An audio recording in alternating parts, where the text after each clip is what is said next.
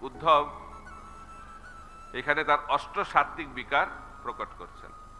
তো সেই সম্বন্ধে আলোচনা করার পূর্বে প্রভুপাদ বলছেন তাৎপর্যে যে উদ্ধব কৃষ্ণ স্মরণ করছে, এবং কৃষ্ণ স্মরণ কেন হচ্ছে? কারণ বিদুর কৃষ্ণ সম্বন্ধীয় প্রশ্ন করেছে। এটাই হচ্ছে ভক্ত সঙ্গের লক্ষণ। ভক্ত সঙ্গ হচ্ছে কি করে বুঝবো? যেখানে কৃষ্ণ সম্বন্ধীয় প্রশ্নোত্তর চলে, সেটা হচ্ছে ভক্ত সঙ্গ। মচ্চিত্ত মদ্গত প্রাণা বোধয়ন্ত পরস্পরম কথয়ন্তশ্চ মাং নিত্যং তুষ্যন্তি চ রমন্তি চ। তো প্রশ্ন কৃষ্ণ সম্বন্ধীয় হওয়া দরকার। এই জগতে প্রশ্ন চলছে, অনেক প্রশ্ন, কিন্তু সেই প্রশ্ন করলে জীবের আত্যন্তিক মঙ্গল সাধিত হয় না। কিন্তু কেউ যখন কৃষ্ণ সম্বন্ধীয় প্রশ্ন করে তখন চরম মঙ্গল সাধিত হয়। কার মঙ্গল হয়? যে প্রশ্ন করেছে তার মঙ্গল হয়, যে বলছেন, যিনি বলছেন তার মঙ্গল হয়, আর যারা শ্রবণ করছেন তাদেরও মঙ্গল হয়। সেটা শ্রীমদ্ ভাগবতে ব্যাখ্যা করা হয়েছে।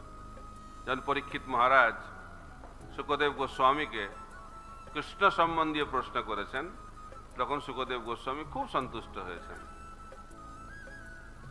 নৈমিষারণ্যে সুত গোস্বামীও খুব সন্তুষ্ট হয়েছেন যখন সৌনকাদি ঋষিরা কৃষ্ণ সম্বন্ধীয় প্রশ্ন করছেন। তাই শিল প্রভুপাদ বলছেন, শিষ্য যখন গুরুর কাছে আসবে তখন কৃষ্ণ সম্বন্ধীয় প্রশ্ন করা উচিত। এটা হচ্ছে গুরু শিষ্যের সম্বন্ধ। এবং সেই প্রশ্ন কিভাবে করতে হবে?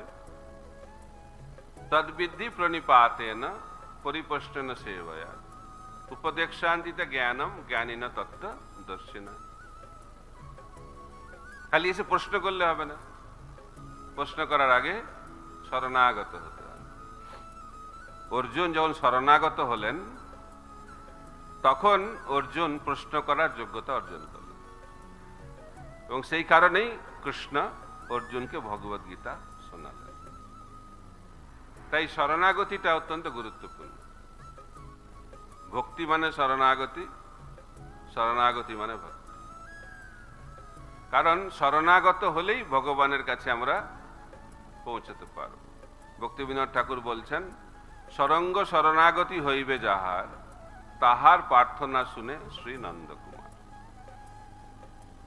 তাই প্রশ্ন করতে হবে, কিন্তু দৈন্যতা সহকারে। স্বরূপ দামোদর গোস্বামীর কাছে গেছেন রঘুনাথ দাস গোস্বামী।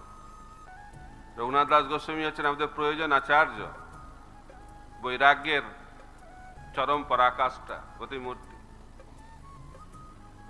কিন্তু যেহেতু তিনি স্বরূপ দামোদরের অ্যাসিস্ট্যান্ট, তাই তিনি মহাপ্রভুকে সরাসরি প্রশ্ন করছেন। তিনি গিয়ে স্বরূপ দামোদরকে প্রশ্ন করছেন যে আমার এই প্রশ্ন রয়েছে। কি প্রশ্ন?